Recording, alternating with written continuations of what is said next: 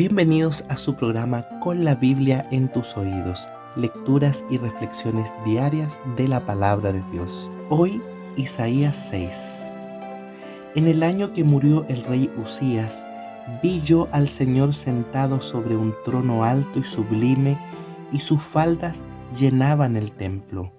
Por encima de él habían serafines, cada uno tenía 6 alas, con 2 cubrían sus rostros, con 2 cubrían sus pies y con 2 volaban.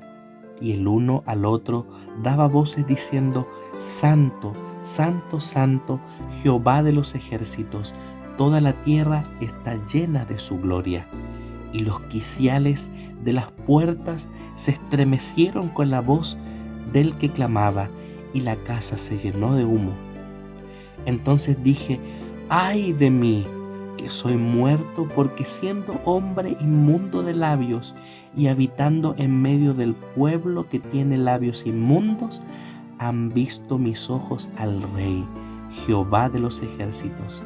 Y voló hacia mí uno de los serafines, teniendo en su mano un carbón encendido, tomado del altar con sus tenazas, y tocando con él sobre mi boca, dijo: He aquí que esto tocó tus labios, y es quitada tu culpa y limpio tu pecado. Después oí la voz del Señor que decía: ¿a quién enviaré? ¿Y quién irá por nosotros? Entonces respondí yo: heme aquí, envíame a mí. Y dijo: anda y di a este pueblo: oíd bien y no entendáis, ved por cierto, mas no comprendáis. Engruesa el corazón de este pueblo y agrava sus oídos, y ciega sus ojos, para que no vea con sus ojos, ni oiga con sus oídos, ni su corazón entienda, ni se convierta y haya para él sanidad. Y yo dije: ¿hasta cuándo, Señor? Y respondió él: hasta que las ciudades estén asoladas y sin morador, y no haya hombre en las casas, y en la tierra esté hecha un desierto, hasta que Jehová haya echado lejos a los hombres y multiplicado los lugares abandonados en medio de la tierra. Y si quedare aún en ella la 10ª parte, ésta volverá a ser destruida, pero como el roble y la encina, que al ser cortados aún queda el tronco, así será el tronco la simiente santa. En esta ocasión se menciona lo que nosotros llamamos una revelación tremenda de la divinidad que vio el profeta Isaías. Él vio al Señor. Él vio al Señor en visión, en su templo, en el templo celestial. Él vio su trono y cómo este trono estaba rodeado por estos ángeles celestiales especiales llamados serafines, hechos para resistir la gloria de Jehová y para cubrirlo también. Y fíjese que ellos también siguen a donde Dios va, porque Dios no es un Dios pasivo que se queda ahí en su trono sin hacer prácticamente nada, sino que Él está muy involucrado en la salvación de sus hijos. Es por eso que estos serafines son Él para cubrirlo, donde quiera que Él va. Y cuando Isaías vio esta tremenda visión, él lo único que pensó es: oh Señor, ay de mí que soy pecador, que soy inmundo de labios. O sea, el ver la gloria de Dios le mostró realmente cómo Él era. Y es tremendo, porque cuando nosotros meditamos en el carácter de Dios y nos comparamos a nuestro carácter tan pequeño, tan pecador, entonces lo único que nosotros llegamos a decir: oh Señor, perdóname. Llegamos al arrepentimiento, llegamos a odiar el pecado que en alguna vez acariciamos. La única forma de llegar a ese arrepentimiento sincero es cuando cedemos a la influencia del Espíritu Santo, cuando Él nos muestra el carácter de Cristo. Y qué mejor escena donde podemos ver el carácter de amor, de misericordia y justicia de Cristo que en la cruz del Calvario. Por eso en Zacarías 12:10 dice que me mirarán aquel que traspasaron y llorarán. y llorarán y habrá sentimientos de arrepentimiento. Porque cuando vemos a Dios, cuando le contemplamos realmente, nos damos cuenta cuán despreciables, desgraciados, sin esperanza somos. Pero la maravilla de Dios es que no nos deja así, en esa condición desesperada. No nos desanimemos porque somos pecadores, sino al contrario, dice que un ángel fue y tomó un carbón y lo puso en la boca de este profeta y hizo una declaración, y la declaración es la siguiente.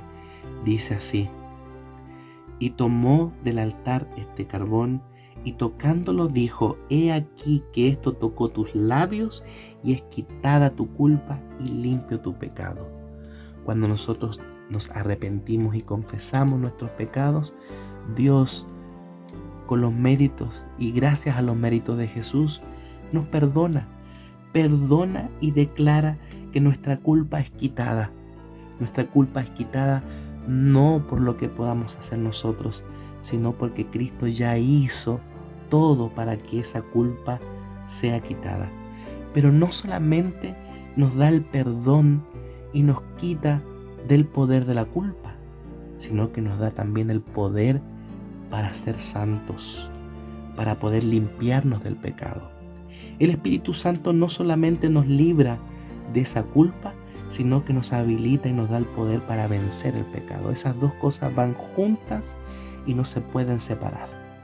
Dios no nos quita nuestro pecado. Dios no solamente nos perdona, sino que también nos da la provisión para que ese pecado nunca más, tomado de su mano y por su fuerza, nunca más lo podamos cometer. Ahora nosotros lo cometemos, caemos nuevamente en pecado porque nos separamos de Cristo, porque tenemos poca fe y no creemos que ese poder ya está a nuestra disposición.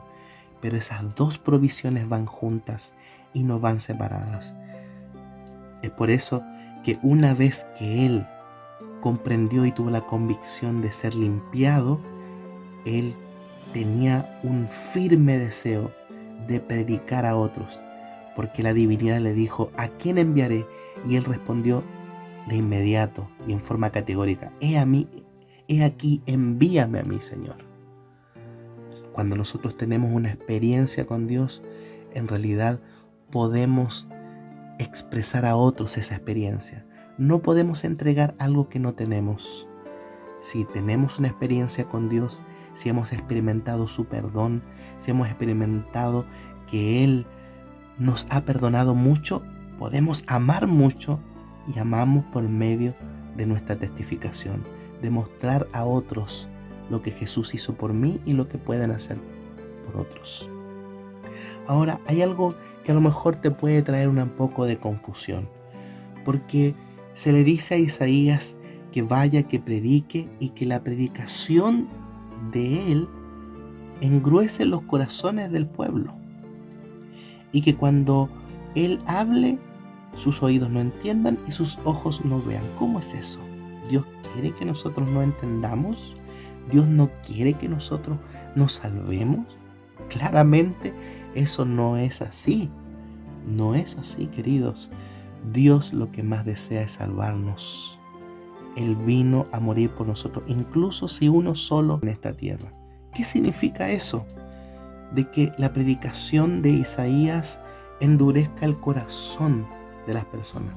Bueno, que un corazón se endurezca no depende de la predicación ni menos de Dios. Depende de la persona. La persona endurece su corazón a Dios.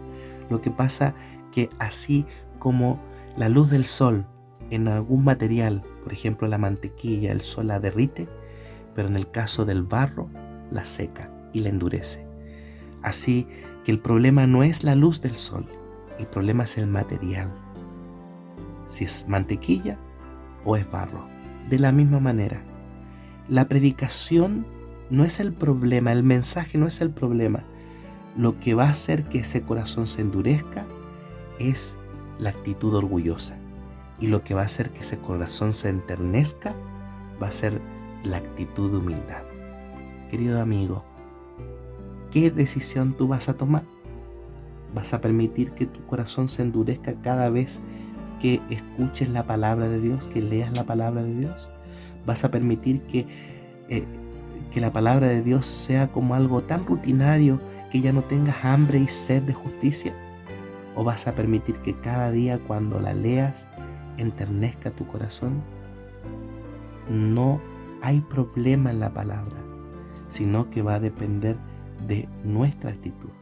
Le da también una profecía al pueblo. Si bien es cierto, el pueblo va a ser destruido, va a ser llevado cautivo, pero así como un árbol es cortado y desde su tronco tú puedes injertarle otra ramita y puede crecer otro árbol, así también Dios le dice que ellos van a ser cortados, pero que de ese tronco saldrá la simiente santa. Y eso es una alusión clara y directa de que el pueblo de Israel dejó de ser pueblo de Dios, pero en Cristo Jesús fue injertada otra rama ahí en ese tronco. Y esa rama es la simiente santa. Es aquellas personas, tanto judíos como no judíos, que aceptan a Jesús hasta que Él venga a buscarnos.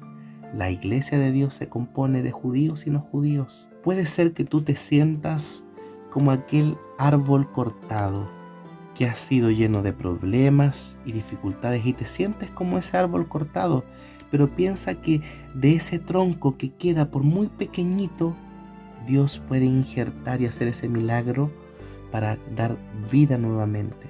Así también te puede dar vida a ti.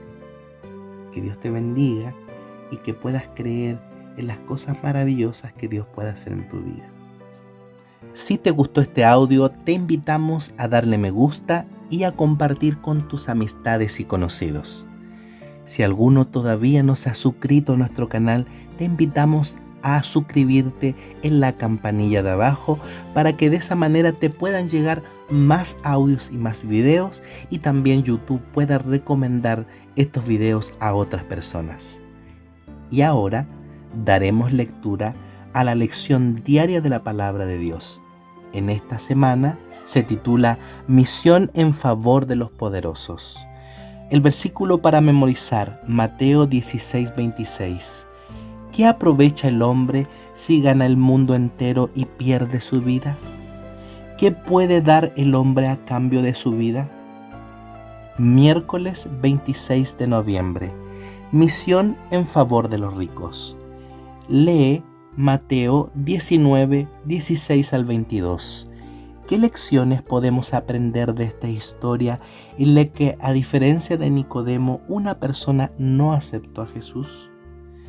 Mateo 19, 16 al 22. Entonces vino uno y le dijo: Maestro bueno, ¿qué bien haré para tener la vida eterna?